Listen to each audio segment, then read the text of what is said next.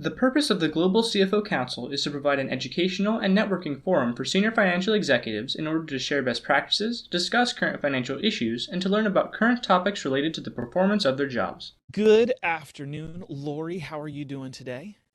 I'm doing great. It's a beautiful day here in Virginia.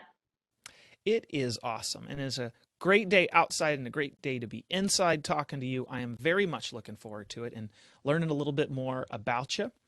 Lori Locke is the Executive Vice President and Chief Accounting Officer at Discovery Inc., with some of my favorite TV shows are produced, and I get to watch TV and see all the awesome things I need to do to my house. I think you're living in the great state of Virginia and got your undergraduate in accounting from Penn State University. Is that correct? That is correct. We are Penn State. And something interesting that I think I know about you is that you wrote a really cool article about don't let the past steal your present last year that I read, and I really liked. I think that's got to be the same Lori Locke. That is. I am on the board of the Media Financial Management Association, and I had the opportunity to write an article for them. And I thought it was a very interesting perspective, and I actually had a ghostwriter help me, so I'll just give you guys that little hint. But it was a very collaborative effort, and I thought it was interesting and the ability to do that because I'm a numbers person and I don't get the ability to do that very often. Well, I think that's a great use of your time. And I, too, very often have somebody in marketing or on our technical writing team review. And that way, you can set out the big rocks. Somebody can zhuzh it up, make it look nice, publish it. And then we get to absorb that information. And I certainly enjoyed it. So thank you for writing. And then let's pivot into some questions and learn a little bit about you and your path. Lori, first question. What is your favorite business book and why? Yep. I always go back to one of the basics, which is Who Moved My Cheese? First of all, it's easy to read. It's a parable. It doesn't take long to read, but it's actually I read it every couple of years because there is so much change and we have to be agile in business. It's really important to understand the nature of different people as they're going through change. And I'm sure most of you have read it, but it really makes you kind of think through what you want in life with a good job, a loving relationship, money, or possession, and what drives you.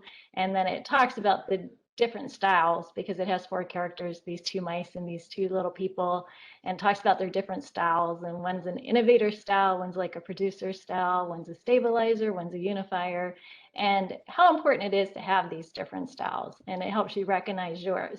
I've taken several management classes throughout my career, and I think the more that we understand ourselves and we understand others, the better we are at respecting and learning how to manage and work with people. And I think that this was a good example of something that continues to influence me as I manage through change. So I assume a lot of you know, but it's public that Discovery is going to merge with Warner Media, and I have a lot of change coming up in my life. So, once again, when I was thinking about these questions, I was pulled back to that book and said, I better reread it, go back to the basics again.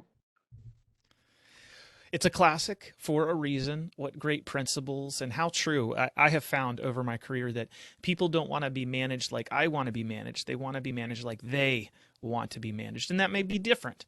And it's important for us as leaders to adapt and to seek to understand our employees the best we can. So great reminder that the classic book is worth a reread sometimes. Yes, and I will also, on that note, just people always ask me how you manage and what your style is. And I was like, well, my style's different for different people because everybody is different. And I think it's important to remember that, you have to get to know the individual well in order to be able to manage them well and to manage what their needs are. And so I think I have a very consistent style overall, but it's definitely adapted to each of the needs of the people who report to me. Lori, what about the best advice that you have ever received? I would say the best advice I ever received was from my father, and he maybe didn't quite say it this way, but I found a quote that I like, and he said, basically, it's about investing in yourself is the best investment that you will ever make. It not only helps you improve yourself, but it helps you improve others and the lives of those around you. And so my father was in the military, career military man, and I was always amazed how he was always taking classes like brick building or electricity. You know, he had an interest in working with his hands. And in the military, you get a lot of training as well. He was a communications expert.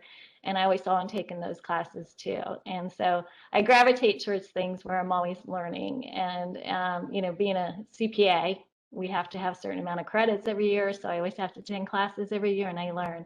But I always try to supplement that with other things as well.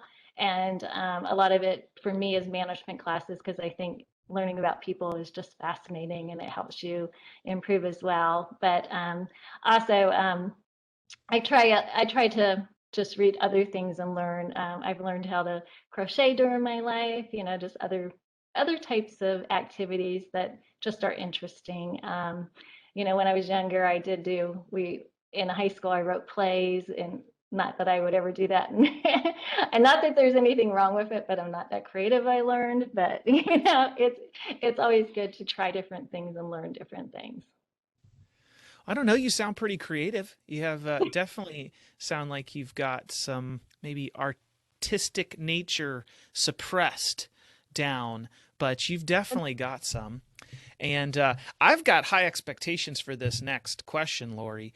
With you as a learner, what is a new tool that you've recently started using or a habit that you've recently picked up that you have found beneficial? Well, over this past year, we have switched to Google for our email, and it's complimentary products. And I actually I didn't really want to switch, but now that I have switched, I absolutely love Google Google Sheets, Google Docs, and Google Slides. And I'm going to explain to you why. Like Google Slides, they're your presentation. So I had an all hands meeting presentation last week. I was able to assign to 5 different people who had parts of the presentation. We shared it. They all put their presentations in there. And I had my assistant had very little coordination to work because they all could work in the same document. And then when I reviewed it, I was able to write my comments in there and the people were able to clear it. Much more efficient. It's actually a life changer or a game changer for work. Google Sheets is another way that we use it. We'll set up documents in Sheets. It's just like Excel, except for you can share that document and they can go in and update. So we use it like on controls, access controls. We'll go in there and you can review the whole list who have access to a certain system. You can say yes, no, whether they should have access. And it's just a great, easy way of communicating. And the person who has it is shared in that same document and can get the real-time updates. So you stop all the emails back and forth. And I'm telling you, you got to stop the emails. There's just too much email flow sometimes. And then in Google Docs, you can share too. And I've set up with each of my direct reports the one pager of to-dos or things we need to talk about. And we go through those every week. And it's a shared document. So they update, I'd update. And we have a nice place to keep our list together. And instead of emails back and forth or not having it tracked. It's been a game changer for me. So, and not that I'm a Google advertisement, but I feel like one right now. Well, you're the first person to mention that. I don't think, other than by accident, I've ever used Google Sheets. And that's fascinating. That does sound like an efficiency tool and force multiplier. So I might have to check that out. Yeah, Speaking it's of so great. speaking of that current job, what is your favorite part of your current job? Well, first, I love working for media companies. As you mentioned, I just think that bringing inspiration through entertainment is a wonderful thing. And as you mentioned, we have some we have some great entertainment on our networks. And I love the Pioneer Woman on the Food Network. I like Chip and Joanna Gaines on the Magnolia Network.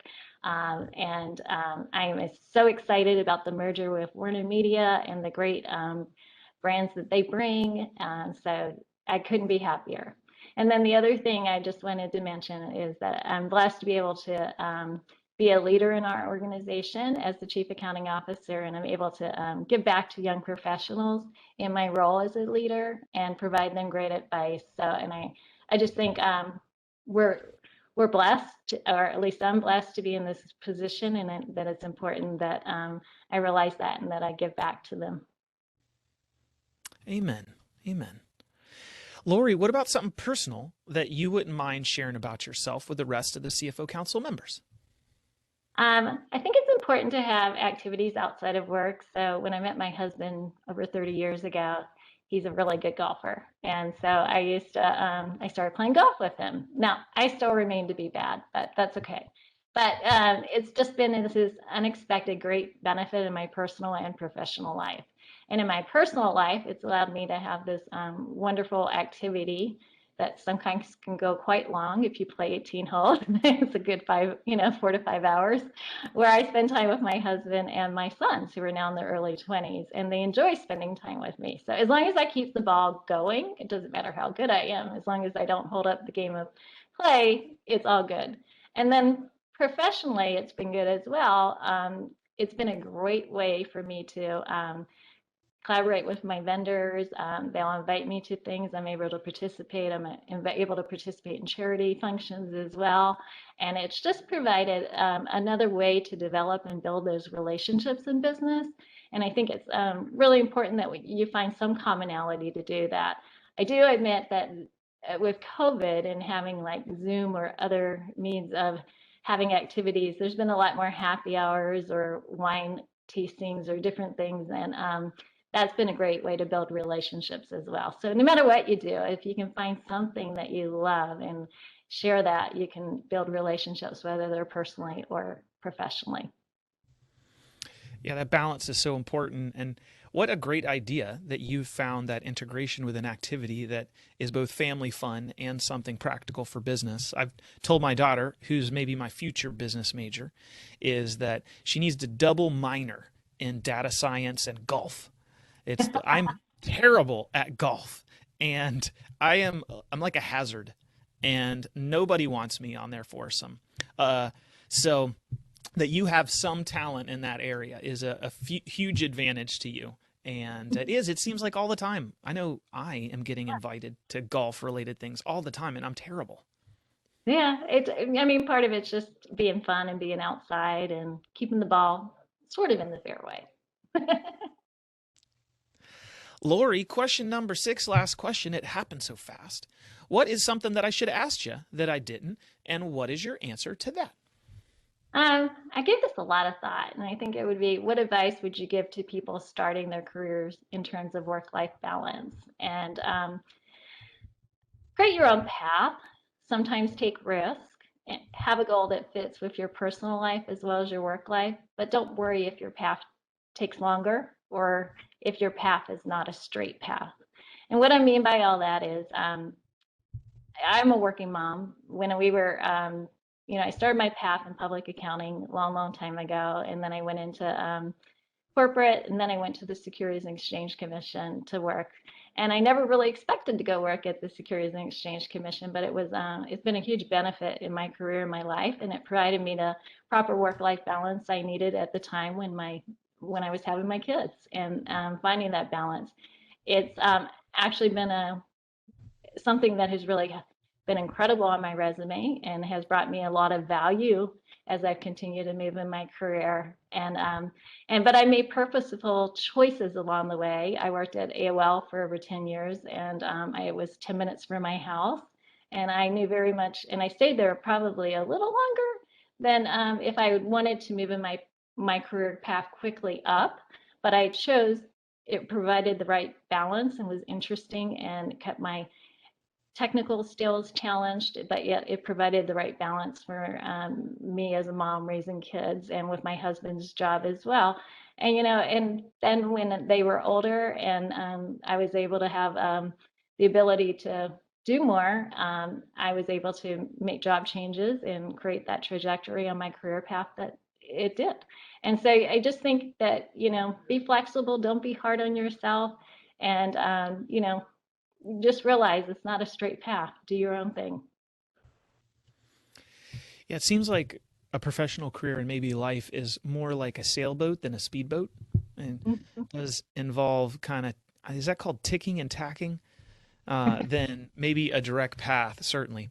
I have really enjoyed this, Lori. It was a pleasure to get to talk to you and learn a little bit about you. I saw a pattern here around you being a learner and a mentor, a leader, and a risk taker with the career choices and the multitasking and all the giving back that you give to the community. So thank you for this, and thank you for taking the time to speak with me. I very much enjoyed it.